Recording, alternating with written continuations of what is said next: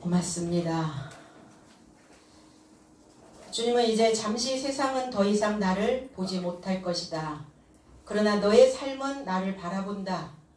이는 내가 살고 내 삶도 살 것이기 때문이다. 이렇게 말씀하셨어요.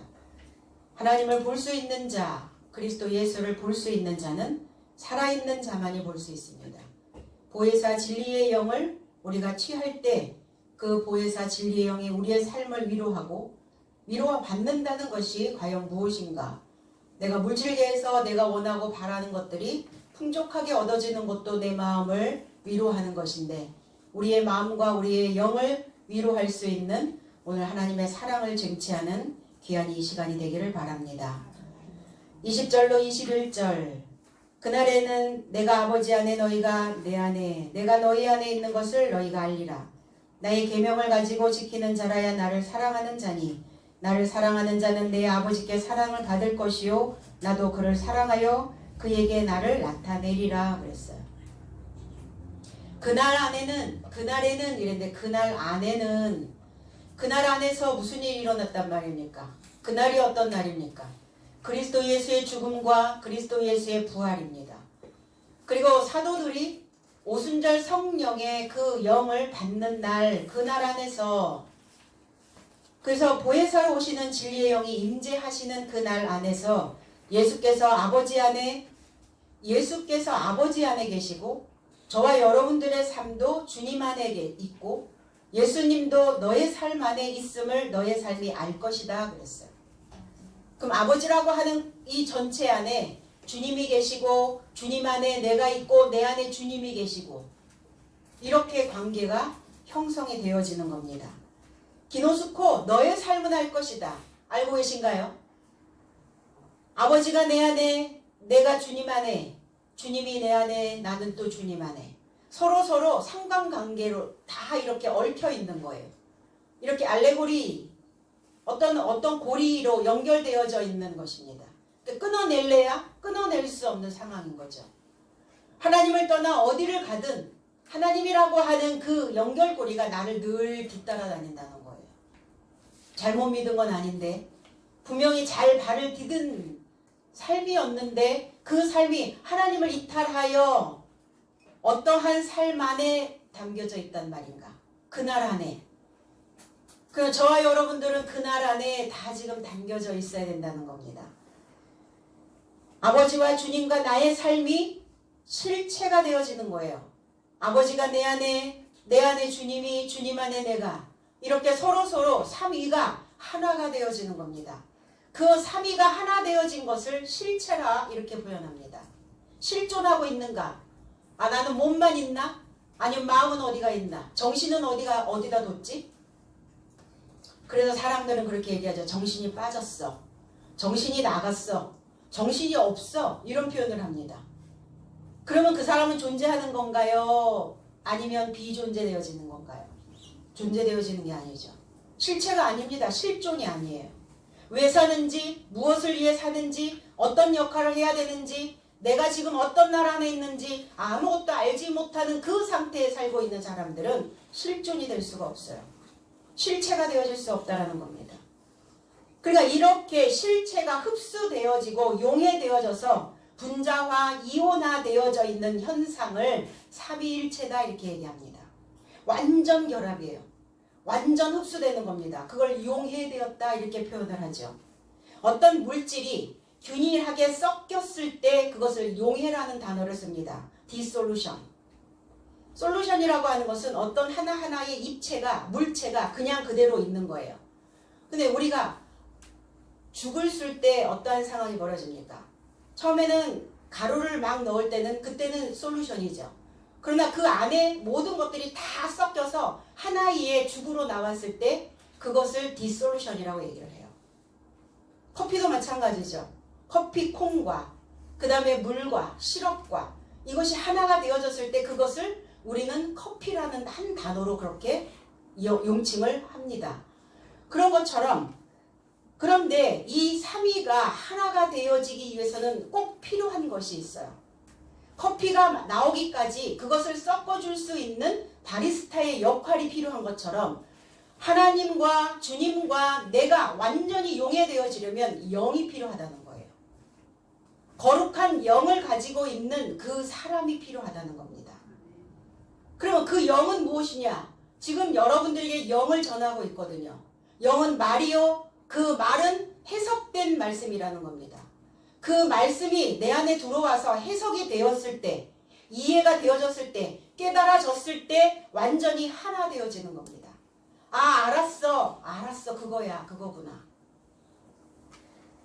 그래서 성령이 계심으로 나는 하나가 주님과 하나로 용해되어질 수 있다라는 겁니다. 그래서 내가 이루는 말은, 내가 하는 말은 영이요 생명이다. 이렇게 표현을 하셨죠. 고린도전서 2장 11절로 16절에 사람의 일을 사람의 속에 있는 영 외에 누가 알리요? 이와 같이 하나님의 일도 하나님의 영 외에는 아무도 알지 못하느니라. 우리가 세상의 영을 받지 아니하고 오히려 하나님으로부터 온 영을 받았으니 이는 우리로 하여금 하나님께서 우리에게 은혜로 주신 것들을 알게 하려 하심이라. 우리가 이것을 말하였거니와 사람의 지혜로 가르친 말로 아니하고 오직 성령께서 가르치신 것으로 하니 영적인 일은 영적인 일을 분별하느니라. 그런데 육에 속한 사람은 하나님의 성령의 일들을 받지 아니하나니 이는 그것들이 그에게서는 어리석어 보임이요 또 그는 그것들을 알 수도 없나니 그러한 일은 영적으로 분별하기 때문이라. 영적인 자는 모든 것을 판단하나 자기는 아무에게도 판단을 받지 아니하느니라. 누가 주의 마음을 알아서 주를 가르치겠느냐? 그러나 우리가 그리스도의 마음을 가졌느니라. 바울 사도는 영이 무엇이냐에 대한 해석을 이렇게 말씀하고 있습니다. 사람의 일을, 사람의 삶을 사람 속에 있는 영 외에 누가 알겠느냐? 내 속에 있는 그 생각을 누가 알겠느냐? 사람만이 알고 있다. 그러면 하나님의 삶도 하나님의 영 외에는 아무도 알지 못한다. 하나님의 영을 가지고 있다는 것은, 하나님의 영이 내 안에 거주하고 있다는 것은 하나님의 삶이 되어지는 것입니다. 그것을 알고 있느냐는 거예요. 하나님의 영이, 하나님의 말이, 하나님의 깨달음의 말씀이 내 안에 있다면 하나님의 삶을 살아가는 것인데 그것을 너희도 알 것이다. 그런데 육에 속한 사람은, 육에 속했다라고 하는 것은 이 푸시키코스라고 하는 목숨적인 존재예요. 목숨 안에 있는 자들은, 목숨 속에 살고 있는 자들은 하나님의 영을, 성령의 일을 받지 아니한다 이렇게 얘기했어요. 그래서 그 세상에 있는 사람들은 하나님의 영적인 것을 알지 못하고 있다. 세상은 어떤 세상인가? 보여지는 자연계, 이것도 세상이고 우리가 첫 아담으로부터 가지고 왔던 그것을 우리는 세상이라고 이야기를 합니다. 이 세상은 뭘 하고 있는가? 꾸미고 있어요. 장식하고 있습니다. 어디를 장식하고 있죠? 머리를 장식하고 있어요. 그래서 이렇게 얘기하죠. 머리는 장식으로 달고 다니냐? 그게 무슨 말이겠어요? 머리는 장식으로만 달고 있는 것이 아닙니다. 머리는 내 삶에 하나님의 영을, 하나님의 지식을, 하나님의 지혜를 담아서 그 하나님의 영을 가지고 내가 살아가는 그 삶 동안, 내가 인생을 살아가는 동안, 그 남은 인생 동안 내 머리에서 채워져 있는 모든 것들을 다 쏟아내고 가는 겁니다. 그래서 남은 삶 다 하고 가려면 머리에 채워야 해요. 하나님의 영으로 채워서 내 안에 담겨져 있는 내 얘기 다 쏟아내고 가야 된다는 겁니다. 죽을 때 유서하지 마세요. 죽을 때 유서 쓰지 마시고 죽을 때 유언하지 마세요. 왜 죽을 때 합니까? 살아있을 때 명언 쏟아내시기 바랍니다. 살아있을 때 사람들의 마음을 비춰줄 수 있는, 그리고 내 속을 비춰줄 수 있는 그 밝은 언어를, 하나님의 영을 내게 주시는 것입니다. 죽을 때 유언하시면 뭐 할 거예요? 많은 사람들은 죽을 때 유언에 굉장히 많은 의미를 부여하고 있습니다. 그러나 우리는 살아있을 때 우리 입에서 나가는, 그리고 내 속에 담겨져 있는 그 명언에 집중하시기 바랍니다. 목숨에 있는 사람에게는 하나님의 영을 알려주는 일을, 하나님의 영을 알려줘도 그들은 그 영을 받지 아니한다는 겁니다. 무엇으로 지금 살고 있는지 말해줘도 그들은 깨닫지 못하고 분별하지 못하고 있다는 겁니다. 그래서 저와 여러분들이 해야 하는 일이에요. 언제까지? 내 남은 얘기 다 쏟아낼 때까지 주님은 우리의 목숨을 걷어가지 않으십니다. 내가 가지고 있는 거 다 쏟아내야, 그래야 비로소 주님은 나를 그 나라로 초청을 하시겠죠. 그러려면 주님의 일이 어떤 일인지를 우리는 분별해야 될 줄로 믿습니다.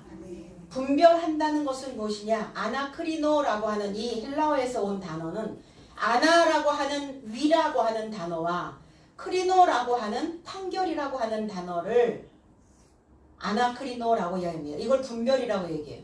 그럼 분별하려면 어떻게 해야 된다는 거예요? 위로 올라가야 된다는 거예요.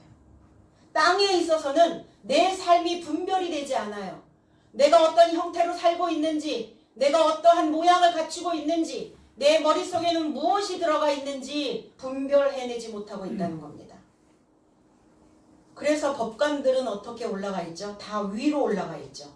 상자에 앉는다는 겁니다. 그래서 법관들은 언도를 하죠. 법관들이 그 위에서 판결하듯 언도해줘야 된다는 거예요. 어디에 있는 자들에게? 세상에 속하여 있는 자들에게, 목숨에 있는 자들에게, 자기의 삶을 어떻게 판결하고 가야 되는지 분별하지 못하고 있는 자들에게 우리는 위에 있는 지식으로 그들을 판결해 줄 수 있어야 된다는 겁니다. 그래서 언도라고 하는 이 의미는 말씀 언자의 건널도예요. 재판관이 그 법정에서 그 법으로 언도를 해준다는 것은 지금 내 말이 내 입에서 나가는 그 말로 인하여 네가 머물고 있는 그 세상에서 건너가라는 거예요. 네가 머물고 있는 그 생각에서 건너가야 살 길이 열린다는 겁니다. 그래서 언도해 주는 겁니다. 위에서 난 법이 저 삶에서, 저 삶이 어떤 삶입니까? 육에 속한 목숨에 속하여 있는 목숨의 삶에서 이 삶으로, 이 삶은 어떤 삶입니까? 하나님의 영에 속한 삶입니다. 저 삶에서 이 삶으로 내가 만들어 놓은 내 법에서 하나님이 만들어 놓으신 하나님의 법으로 건너가야 된다는 겁니다. 누가 주의 마음을 알아서, 마음이 아닙니다. 누가 주의 지능을 알아서 주를 논증하겠느냐. 우리가 하나님을 믿는다는 것은 뭐냐? 논리적 사고를 키우는 겁니다. 논증할 수 있어야 되는 거예요. 그런데 주의 지능을 가져야만 논증할 수 있다는 거예요. 내가 믿는 게 무엇을 믿는 것인지, 하나님 정말 믿는 것인지, 아니면 주님을 믿는 것인지, 아니면 내 자신을 믿는 것인지, 그게 논리적으로 증명될 수 있어야 된다는 거예요. 믿음이라는 것은 막연한 게 아닙니다. 어디에 그냥 던져놓고 믿어라 한다고 하여 이게 믿음이 생기는 것이 결코 아니라는 거예요. 그래서 나의 삶은 그리스도의 지능을 가졌노라. 그리스도의 지능을 가지고 있는 자만이 건너갈 수 있게 되는 겁니다. 그리고 주님은 계명을 지키라 그랬어요. 나를 사랑하는 자는 나의 계명을 지킬 것이다 이렇게 얘기합니다. 지킨다는 것은 그냥 보고 있는 게 아니에요. 그냥 옆에 그냥 가만히 서서 지켜보고 있는 게 아닙니다. 지키고 있다라는 것은 일하고 있다는 겁니다. 사역하고 있다는 거예요. 하나님의 영으로, 하나님의 영이 내 안에 들어와서 하나의 합을 이루고, 하나의 합이 이루어졌다면 그 합되어진 그 삶을 많은 사람들에게, 내 주변에 있는 사람들에게 던져주는 겁니다. 고이고이 간직하고 있는 것이 지키고 있는 것이 아니죠. 그래서 그 계명을 가지고 지키는 자가 될 수 있고, 그 계명을 가졌다면 장성한 자라는 겁니다. 일은 누가 합니까? 어린아이가 일을 합니까? 미성년자가 일을 해요? 법에 걸리죠. 장성한 자만이 일을 할 수가 있게 된다는 겁니다. 그 계명을 지키고 그 계명을 가지고 일하고 그 하나님의 영을 내 안에 하나의 합으로 만들어서 내 입을 벌릴 때마다 하나님의 영이 나오는 그 자를 하나님은 사랑하는 자요 그랬어요. 그 자를 사랑한다고 얘기했어요.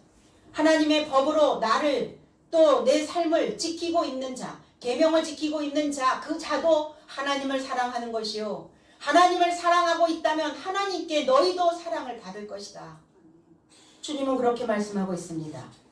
그 삶이 아버지에 의해 사랑받을 것이다. 나도 그를 사랑할 것이고 그에게 나 자신을 안에서 드러낼 것이라고 하신답니다. 사랑하고 있는 자, 계명으로 사랑하고 있는 자, 아버지의 사랑을 받고 있는 자, 하나님을 사랑하고 있는 그 삶에게 나의 삶을, 하나님의 삶을, 아버지의 삶을 드러내실 것이다. 어디에서? 그 삶 안에서. 그 사람의 삶 안에서. 그러면 그 안에 있다는 것은 뭘까? 그 안에서 드러내신다는 것은 무슨 의미인가? 안다는 겁니다. 그 사람은 하나님의 사랑이 무엇인지를 알고 있다는 거예요. 하나님의 계명이 무엇인지를 알고 있다는 겁니다. 그 알고 있는 자들은 어떤 자냐? 주님과 동침한 자죠. 아담과 하와가 동침함에, 동침이라고 하는 의미는 알았다라는 의미, 알았다. 아담이 하와를 알았다. 요셉이 마리아와 동침치 아니함에 요셉은 마리아를 알지 못했다는 거예요. 그럼 하나님, 주님과 내가 동침하였다. 알아낸 거예요. 안 것입니다. 계명은 뭐냐? 구약적 말씀을 이야기하고 있는 거예요. 구약적인 계명을 지킨 자, 그 자는 그 하나님의 영인 계명으로 사랑을 받는 것이다. 그럼 하나님의 사랑을 받는다는 의미가 무슨 의미인가? 그 계명이 내 안에 머무르는 겁니다. 그 계명이 나를 지켜주는 거예요. 어떠한 불리한 상황에서도, 어떠한 폭우 속에서도, 어떠한 삶이 내 삶 속에 어떠한 문제거리로 다가온다 할지라도 내 마음을 상하지 않도록, 내 영이 다치지 아니하도록 하나님 나를 보호해 주시고 지켜주신다는 겁니다. 그것이 하나님의 사랑을 받는 자의 모습이에요. 근데 우리는 어떠한 사건이, 어떠한 문제들이 내 안에 던져지면 내 마음을 먼저 그냥 던져버리죠. 우리의 생각을 그냥 마구 해버린다는 겁니다. 그럼 내 마음을 하나님께서 지켜주시려면 그 말씀으로 내 마음들을 울타리 쳐야 된다는 겁니다. 그래서 서로 사랑하라. 그럼 서로 사랑하라는 그 의미가 물론 저와 여러분들이 또 이웃지간에, 동료간에, 성도들 간에 이게 서로 사랑하는 것도 맞지만 주님과 내가 내 안에서, 내 삶 안에서, 내 생각 안에서 서로 사랑해야 된다는 겁니다. 나는 주님을, 주님은 나를. 내가 주님을 사랑한다는 것은 계명을 지키는 겁니다. 하나님이 나를 사랑한다는 것은 계명으로 우리의 삶을 지켜주시는 겁니다. 그래서 어떤 환난이 와도 내 마음이 황폐되어지지 않아요. 마음이 자꾸 흔들리는 사람들, 마음이 자꾸 상처가 되는 사람들, 마음이 늘 아프다고 말하는 사람들, 마음에 맨날 뭐가 걸리는 사람들, 하나님의 계명이 하나님을 사랑하지 않은 까닭에 하나님의 사랑을 받지 못하는 겁니다. 그러면 그 사랑을 가만히 있는다고 줍니까? 사랑을 받아야 된다고 얘기해요. 너희가 나의 계명을 지킨다면 조건부예요. 그 조건이 통과되어진다면, 그 조건이 맞는다면 나도 너희를 사랑할 것이다. 어떠한 문제가 내게 와도 내 마음을 든든히 중심을 지키고 있다면 하나님의 사랑을 받고 있다라고 믿으시기 바랍니다. 어제 잘못된 전화 한 통이 제 마음을 짱 이렇게 울렸어요. 전화를 딱 받자마자 전화벨이 울려 전화를 받았더니 어떤 노모의 연세가 드신 할머님의 목소리였어요. 근데 대뜸 이렇게 얘기하시는 거예요. 아직 멀었니? 어디다 전화하셨죠? 잘못 거신 것 같아요. 이러고 전화를 딱 끊었는데 내 속에서 아직 멀었니? 라고 하는 울림이 있는 거예요. 우리가 어떤 일을 하는 사람에게 이렇게 묻지 않나요? 아직 멀었어? 또 일의 마무리를 잘 못하는 사람에게, 아직 성장하지 못하고 장성하지 못한 사람에게 또 그렇게 말합니다. 아직 멀었어. 아직 멀었어? 아직 멀었니? 이렇게 묻는데 내가 주님 앞에 이렇게 고백했어요. 아직 멀었습니다. 주님, 내가 아버지를 알고 그 사랑을 전하는 일이, 그리고 저에게 맡겨주신 그 양떼를 사랑하는 일이, 내 그릇 안에 있는 것들을 다 비우려면 주님, 저는 아직 멀었습니다. 우린 다 아직 멀었습니다. 내가 가지고 있는 사랑을 다 쏟아내려면 아직 멀었습니다. 그 소리를 다 들으려면, 그리고 내 역사를, 내 과거의 역사가 아니라 주님을 만난 이후로 말씀이 내 안에 있는 그 삶으로 나의 히스토리를 다시 쓰려면 아직 멀었습니다, 주님. 그래서 주님이 나를 기다려주셨던 것처럼 내 주변에 있는 내 형제들에게, 내 이웃들에게 아직 멀었어, 아직 멀은 사람이 보이거든. 그래, 아직 멀었구나, 기다려줄게, 라는 메시지를 주시기를 바랍니다. 그래서 주님이 나를 참아주셨던 것처럼 우리도 그들을, 내 옆에 있는 사람들을 인내해 줘야 될 줄로 믿습니다. 그래서 계명이 필요한 거예요. 하나님의 법이 없이는 그 인생들을 사랑할 수가 없어요. 아직 멀은 그 인생들을 내가 봐줄 수가 없게 된다는 겁니다.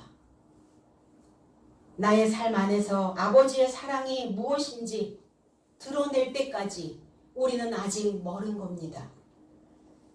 오늘 주님이 내 안에, 내가 너희 안에 거한다고 말씀하신 것처럼 서로 이게 다 맞물려서 걸어가는 이 인생길에서 우리는 두려울 것도, 불안할 것도, 걱정할 것도, 염려할 것도 아무것도 없다는 것을 오늘 여러분들의 마음 깊숙한 곳에 그 물들을 적셔주시기를 바랍니다.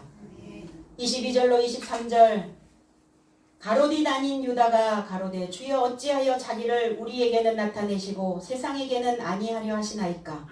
예수께서 대답하여 가라사대 사람이 나를 사랑하면 내 말을 지키리니 내 아버지께서 저를 사랑하실 것이요 우리가 저에게 와서 거처를 저와 함께 하리라 그랬어요. 가로딘 아닌 유다, 왜 이렇게 표기를 했을까? 유다라고 하는 이름이 많죠. 그래서 가론 유다는 이미 제거되어진 상태입니다. 근데 여기서 유다가 말하되 이러면 가론 유다가 아직 제거가 되지 않은 상태인가? 이렇게 의문을 가질 수가 있어서 이제 가롯인 아닌 유다의 질문을 주님은 받으셨습니다. 주여 어찌하여? 그러니까 의아한 거죠. 의문인 겁니다. 주여 어찌하여 자신의 삶을, 자신을, 예수를, 구원자이신 당신을 나의 삶에게는 드러내시고 세상에는 아니하려 하십니까? 어찌하여 세상에는 드러내지 아니하시면서 나 자신에게는, 나의 삶에게는 내 삶 안에서 드러내시고자 하십니까? 드러내다, 엠파니조라고 하는, 엠파니조, 안에서 명백히 드러나게 하다. 내 안에서 드러나야죠. 바깥에 아무리 치장하면 뭐 할 겁니까? 내 안에서 드러나질 않는데 내 안에 비춰져야죠. 빛이 내 안까지 스며들어와야 된다는 겁니다. 겉만 태울 수는 없잖아요. 그래서 속이 타야 겉도 탑니다. 속이 비춰져야 겉도 밝습니다. 속이 어두우면 겉도 어두워요.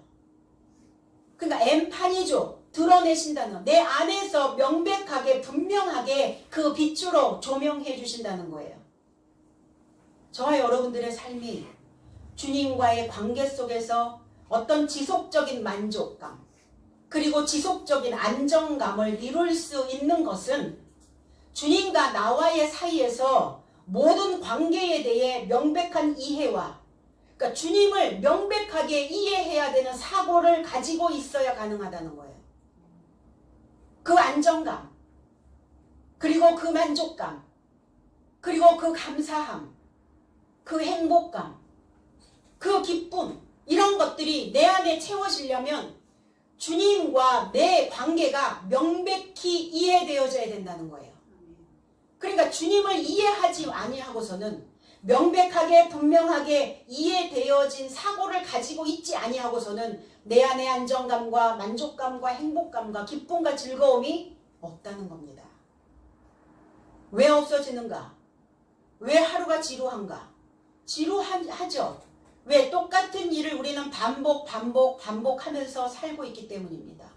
그런데 거기에 어떤 의미를 부여하지 않고 있다면, 내가 주님과의 관계 속에서 나를 자꾸 새로운 방향으로 이끌려 가려고 하지 않고 있다면 우리는 늘 지루한 인생을 살 수밖에 없다는 거예요.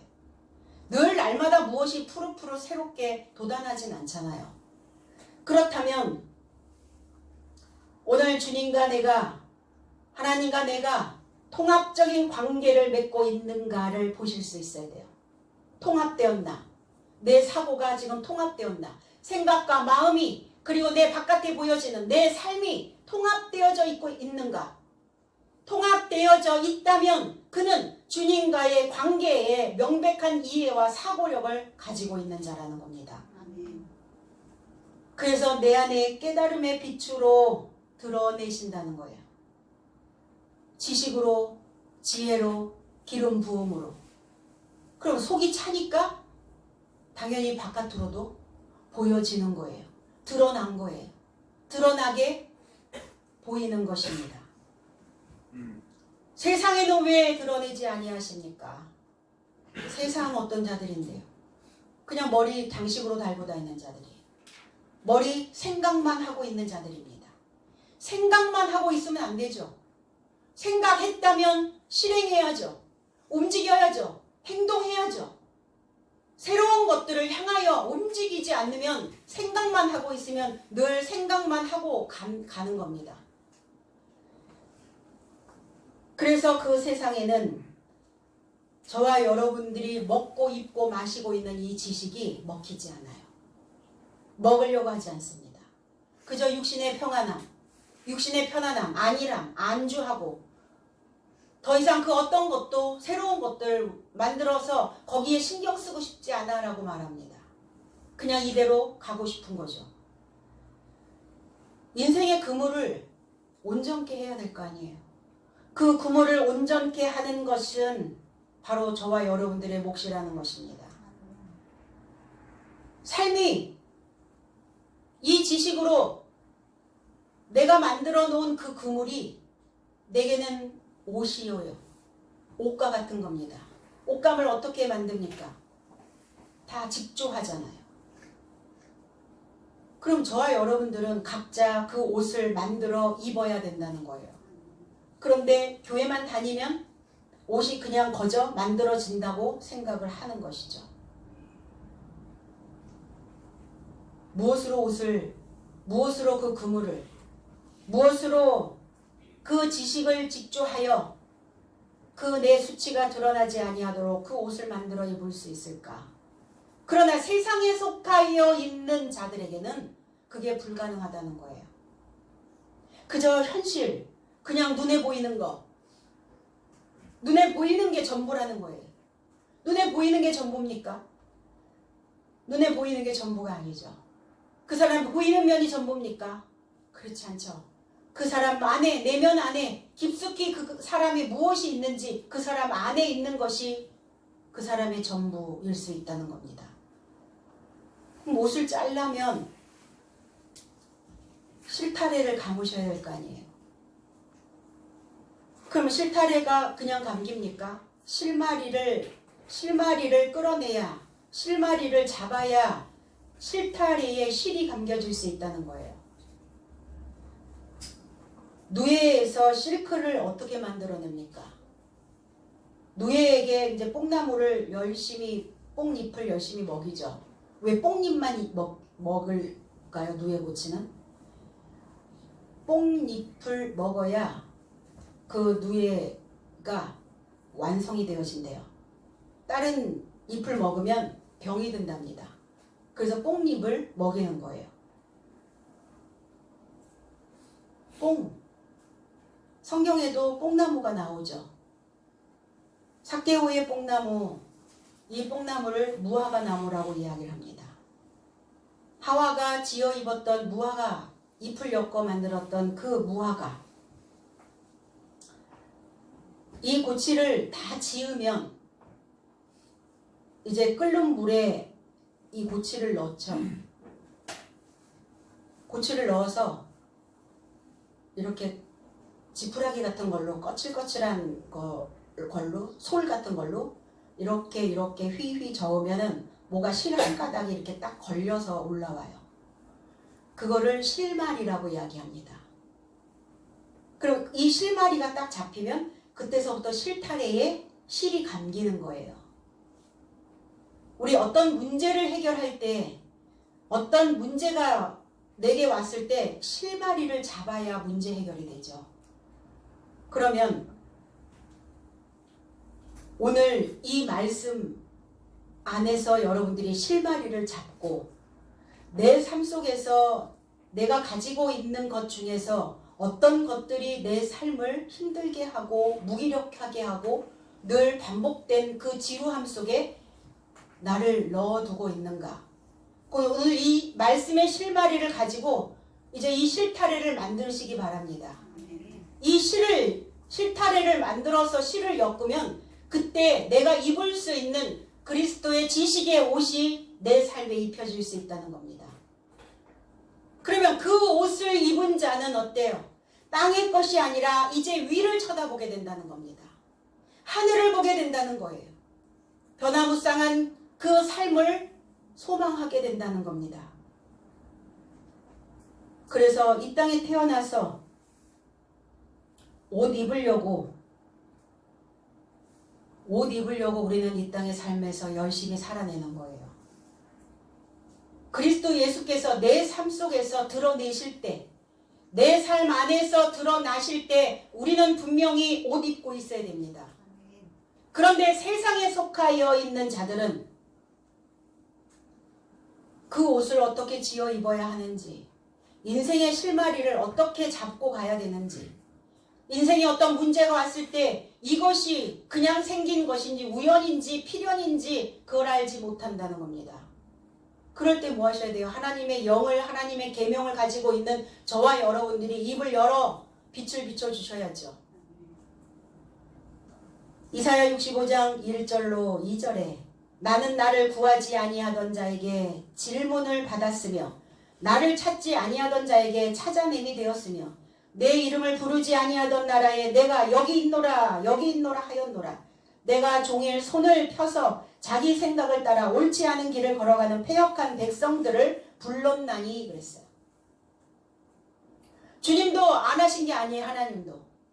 그 세상에 속하여 가고 있는 하나님 분별력이 없는 땅의 것만을 추구하고 있는 그 삶의 실마리를 잡지 못하고 살아가고 있는 문제투성이인 그 인생들을 부르지 않으신 게 아니에요.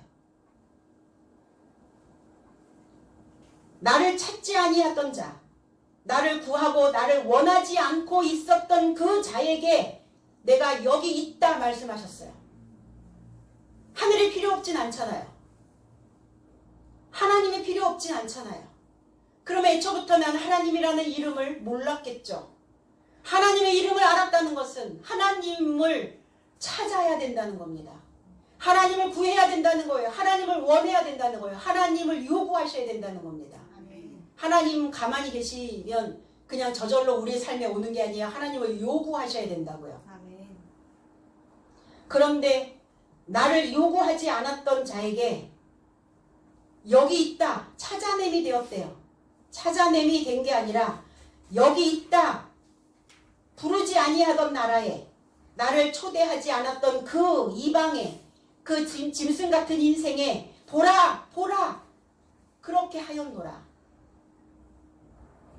내가 여기 있다고 보라고 그렇게 말했는데 그들은 오지 않고 듣지 않고 보지 않는 거죠. 그래서 어떻게 하나? 손을 펴서 하나님의 손을 편다는 것은 그가 그동안 쌓아왔던 모든 것들을 다 부숴버리시겠다는 거예요. 네 생각 속에 하나님 아닌 다른 것들로 가세계, 문화에게 그 우상에게 절하고 있었던 그 운명의 신, 문화는 운명의 신이에요. 갓은 행운의 신입니다. 그 운명의 신을 부숴버리시겠다는 거예요. 그리고 자기의 의향을 따라 자기 생각, 누구 생각이야? 내 의향, 자기 의향대로 자기의 의향대로 옳지 않은 길을 걸어가는 패역한 백성들을 불렀나니 그걸 불러주셨죠. 그런데 그들은 여전히 그 소리를 거부하고 있다는 겁니다. 하나님을 사랑한다면 여기 있다라고 보라고 누군가의 입에서 들었을 때 우리는 돌이켜야 된다는 겁니다. 근데 돌이키지 못하고 있다면,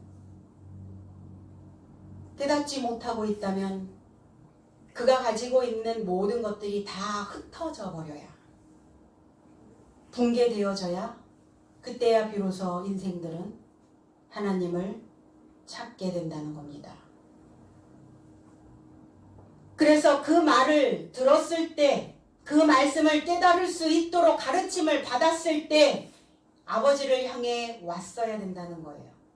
그러면 그 거처를 만들었을 것이다. 마음에 거처가 없어요. 집에 거처는 있겠죠, 당연히. 우리의 영혼에 거처가 없어요. 우리의 정신을 넣어둘 수 있는 거처가 만들어지지 않았다면 떠돌이죠. 떠돌이니까 어때요? 내 속이 힘들어. 늘 힘들어. 속이 힘들어. 겉은 괜찮아. 겉은 가만히 있으면 누가 나를 힘들게 하는 거 없어. 근데 속이 왜 힘들어요? 비어 있으니까. 거처가 없으니까.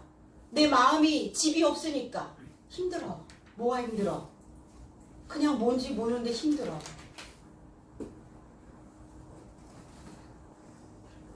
점점 우리나라가 자살률이 1위죠.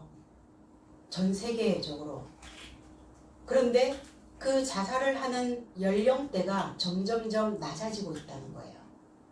예전에는 뭐 40대, 50대 뭐 가장들이 뭐 경제적으로 여러 가지 문제로 이렇게 자살을 하는 사람들이 늘어났었는데 지금은 20대, 30대. 거처가 없는 거예요. 마음을 어디다 둬야 될 데가 없는 겁니다. 어디에 마음을 두고 살아야 되는지 모르는 거예요. 그래서 마음이 힘들어요. 정신이 힘들어요. 오늘 거처 만드셔서 하나님과 동거동락하는 삶이 어떤 것인가? 하나님이 없을 때, 하나님의 거처가 내 안에 만들어졌을 때 그 마음이, 그 마음가짐이 어떠한가를 여러분들이 봐야 될 줄로 믿습니다.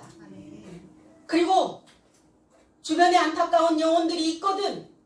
보라, 내 삶을 보라. 하나님의 거처가 있는 내 삶이 어떠한가 보라. 보여줄 수 있어야 된다는 거예요.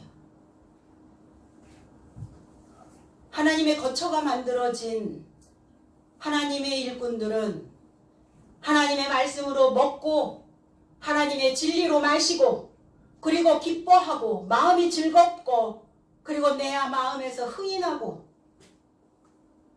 그래서 복을 구하는 자가 되어진다는 겁니다.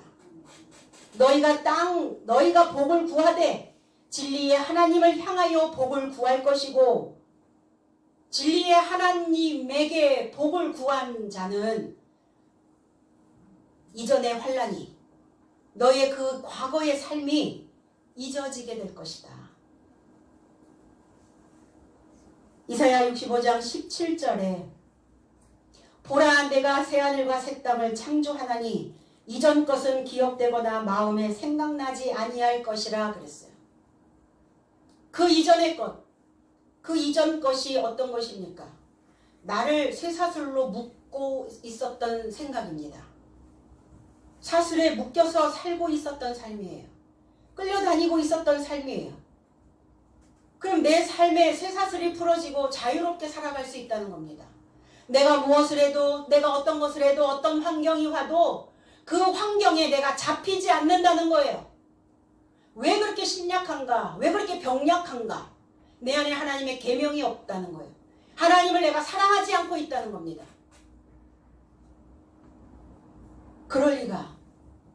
난 하나님을 늘 사랑한다라고 입버릇처럼 이야기하고 있는데 그럼 정말 사랑하는가? 한번 보시는 거죠. 네 안에 정말 하나님의 거처가 하나님의 함께 머물러 있는 그 공간이 있는가예요. 내 마음의 공간을 무엇으로 지금 채워 놓았는가? 세상에 물질의 것이면 물질의 것, 아니면 무엇인가 꾸미고 있는 그런 척하고 있는, 사랑하고 있는 척하고 있는, 계명이 있는 척하고 있는 그러한 마음으로 장식하고 있는 세상인가? 거쳐 만드시려면 뭐 하셔야 돼요? 벽돌 부지런히 구우셔야 합니다. 사람의 정신 속에 5만 가지에서 6만 가지의 생각이 있답니다. 그런데 거기에서 3만에서 4만 가지의 생각은 전혀 내 삶에 필요하지 않은 불필요한 생각들이래요. 그러니까 5만 가지, 6만 가지의 생각들을 가득 채워놓고 내 안에 하나님과 거주할 수 있는 공간은 하나도 만들어 놓지 않고 이제 공간 꽉 찼으니까 어떻게 하셔야 돼요? 뭐 하셔야 돼요? 클리너 하셔야죠. 비워내셔야죠. 비워야죠. 다음 단계로 넘어가려면 빈 그릇 떼셔야지 다음 단계로 넘어가서 받으실 거 아닙니까? 아니 뭐 그 그릇 채우라고 그러니까 맨날 채워가지고 하면 좋은 거인 줄 아세요? 다음 단계로 넘어갈 때는 싹 비우셔야 돼요. 그래야 다음 단계 거 받으실 거 아닙니까?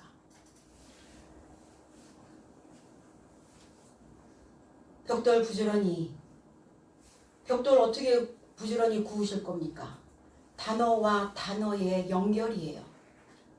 3만에서 4만 가지 불필요한 생각하지 마시고 말씀 들은 말씀으로 단어와 단어, 문장과 문장, 낱말의 이해, 그래서 공부해 하셔야 돼요. 공부. 언제까지? 죽을 때까지. 그런 인생들은 그냥 집은 그냥 갑자기 생깁니까? 이미 있어야 집이? 아니죠. 만드셔야죠. 뭘로 만드셔요? 말씀으로. 하나님이 내게 주신 하나님의 계명으로. 애굽에 있는 사상으로 벽돌 구우면 노역입니다. 노역. 고역이에요. 고달파요. 애굽에 있는 벽돌 뭡니까? 사람의 생각이에요. 사람의 생각. 짐승의 생각. 떼지어 다니고 있는 동물의 생각. 그 동물의 생각으로 벽돌 부지런히 구워가지고 만들어 놓으면 고역이 고달퍼. 힘들어. 뭐 하셔야 돼? 오늘 싹 비우시고 오늘 새로운 언어를, 새로운 낱말을 이해하시고 오늘 이 말씀에서 실타래 실마리 잡으시고 이제 부지런히 말씀의 실 감으셔서 이제 옷자 입으셔야 될 줄로 믿습니다. 24절 나를 사랑하지 아니하는 자는 내 말을 지키지 아니하나니 너희의 듣는 말은 내 말이 아니요 나를 보내신 아버지의 말씀이니라 그랬어요. 로고스입니다. 구약에서는 계명, 신약으로 넘어와서 하나님의 말씀 로고스.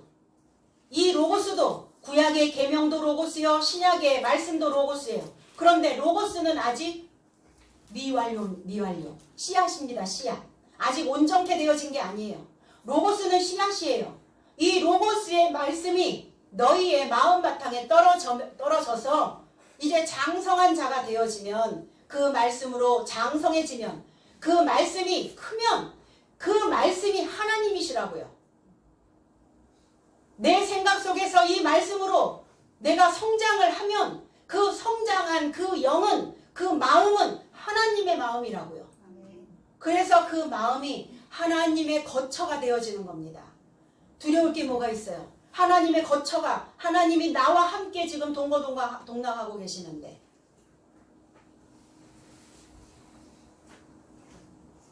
사랑한다면 나를 사랑하지 아니하는 자는 내 말을 지키지 아니하나니 그랬어요.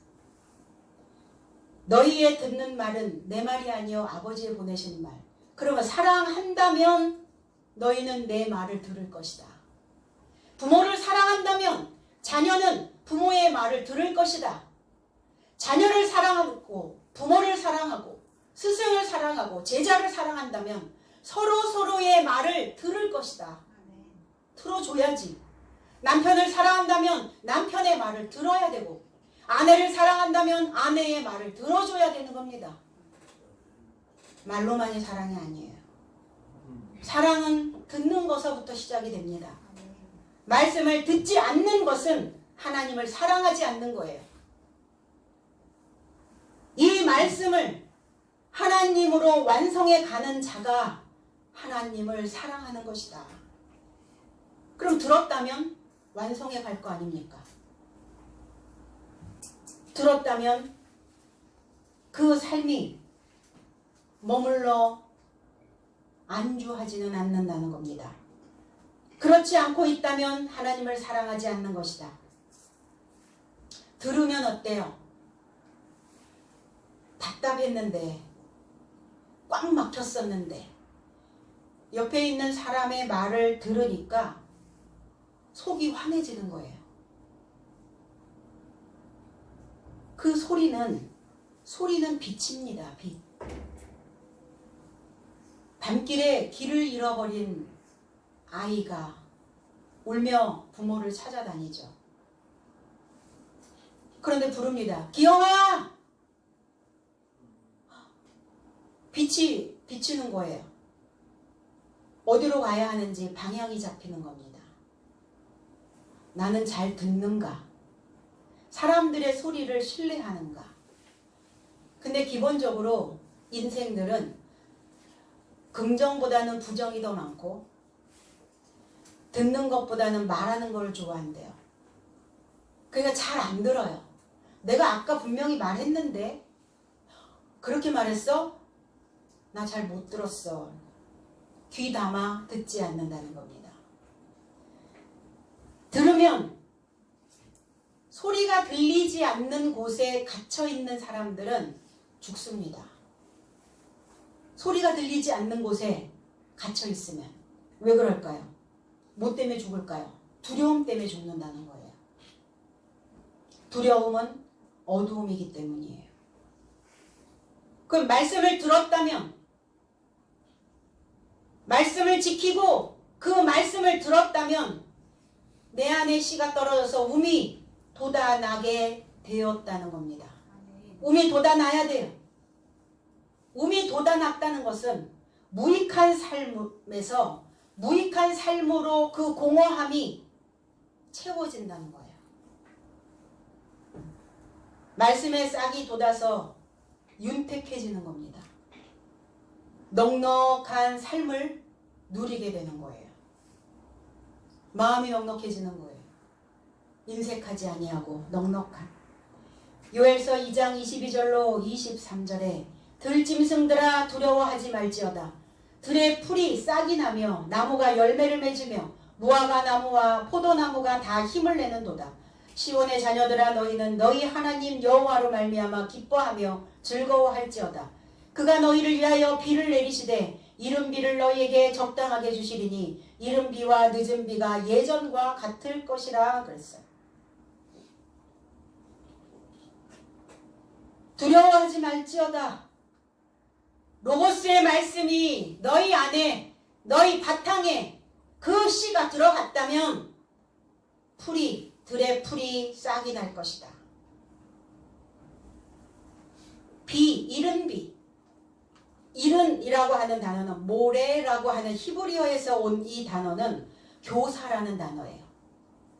가르치다, 그리고 야라라고 하는 단어에서 흐르다라는 단어예요. 궁수라는 단어도 있습니다. 그러면 교사요, 가르치는 자요, 흐르게 하는 자요, 궁수인데 뭘 던진다는 말입니까? 살아있는 하나님의 교훈을 던지는 자, 그걸 궁수라고 얘기합니다. 교사, 이게 이른 비는 뭡니까? 하늘에서 격렬하게 퍼붓는 거예요. 그러면 이 이른 비는 언제 오는 것이냐? 가을에 오는 비를 이른 비라고 말합니다. 그럼 가을에는 어떤 비가 와야 돼요? 가을에는 성경에서 말하는 가을은 수학의 계절이 아니라 모를 파종하는 시기입니다. 우리의 계절하고 조금 반대되는 반대적 입장이죠. 그러니까 소낙비가 쏟아져야 되겠죠. 그 땅을 다 뒤집어 엎으려면. 교육이라고 하는 이 단어의 어원을 보니까 내 안에 있는 것을 밖으로 이끌어내다. 이게 에듀케이션의 어원이에요. 이게 교육의 어원입니다. 밖에 있는 것을 안으로 넣는 게 아니라 안에 잠재되어져 있는 것을 밖으로 끌어내는 거래요. 그래서 진함철 같은 역할을 하는 거예요. 하나님의 교육, 하나님의 교훈 마찬가지입니다. 내 안에 잠재되어져서 한 번도 쓰지 못했던 것들, 한 번도 꺼내서 써보지 못했던 힘, 영향력, 그 능력, 이런 것들을 딱 꺼내주시는 거예요. 말씀이 들어가면 그래서 지혜가 만들어져요. 힘이 만들어집니다. 어떤 생각들이 이렇게 회전을 해요. 그 하나의 생각, 하나의 물질을 보고 단순하게 생각하는 것이 아니라 여러 각도로 그거를 보게 되어지고 발견하게 되어진다는 겁니다. 이게 교육이에요. 창세기 7장 12절에 40주야를 비가 땅에 쏟아졌더라 그랬어요. 노아 왕주, 노아 때에 일어났던 사건이죠. 하늘의 창이 열림에 이랬어요. 40 낮과 밤을. 비가 뭡니까 그러니까. 하늘에서 40일 동안 비가 왔다 그러면 이 자연계의 이 세상이 어떻게 되겠어요? 다 초토화돼 버리죠. 비가 뭐라고요? 교육입니다. 교육. 교훈이에요. 활을 던지는 거예요. 활 쏘는 겁니다. 뭐하라고? 그 지식에 맞으라고. 그 지식에 꽂히라고. 하나님의 이 교훈에 꽂히라고. 꽂혀야. 그래야 내 안에 하나님의 삶이 새로운 삶으로 내가 흐를 수 있다는 겁니다. 그래서 이 교사는 뭐 하는 자냐? 가르치는 자인데 뭘 가르치는 거냐? 그 생각이 흘러갈 수 있도록 가르치는 겁니다. 늦은 비, 이 말코시라고 하는 이 단어는 봄비라는 단어예요. 늦은 비, 늦은 수확, 후에 자란. 후에 자란 것, 늦게 자란 것, 늦된 사람, 늦된 아이. 좀 늦된 아이들이 있죠. 말도 늦게 터지고 늦게 무엇인가 사물을 보고 무엇인가 늦게 조금 한 발짝 좀 늦는. 어때요? 이렇게 늦은 수확도 후에 자란 자도 이렇게 수확해 주신다고요. 이른 비와 늦은 비를. 예전과 같을 것이라. 이 라시온이라고 하는 이 단어가 로시라는 단어를 만납니다. 히브리어에서. 로시라는 단어는 시작이라는 단어요, 머리라는 단어입니다. 하나님의 말씀인 계명을 지켜서 하나님의 사랑을 받는다면 그는 교사요, 궁수. 교사고 궁수로 많은 인생들을 흘러갈 수 있도록 가르치고 늦게까지 그 인생들을 수확해주는 머리로 하나님 안에서 일하는 자로 남겨지게 되어진다는 겁니다. 사람들의 소망이 무엇이냐 물어봤더니 늦게까지 일하는 거래요. 늦게까지 일했으면 좋겠대요. 그럼 늦게까지 무슨 일? 육체적인 노동 하실래요? 육체적인 노동은 한계가 있잖아요.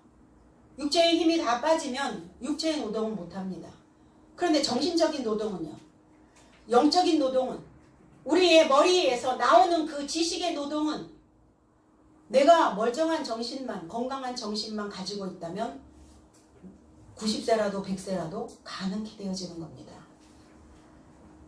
이제 우리 모두가 다 이른 비와 늦은 비가 너의 삶을 시작하게 할 것이고 너의 삶을 머리로 만들어서 내 삶도 흘러가고 많은 인생도 함께 합류해서 흘러가게 할 수 있는 그러한 궁수로 교사로 늦게까지 일할 수 있는 하나님 안에서 일할 수 있는 사역할 수 있는 그러한 삶으로 남겨지는 축복이 저와 여러분들의 삶에 가득 채워지는 귀한 시간들이 되기를 원합니다. 기도하겠습니다.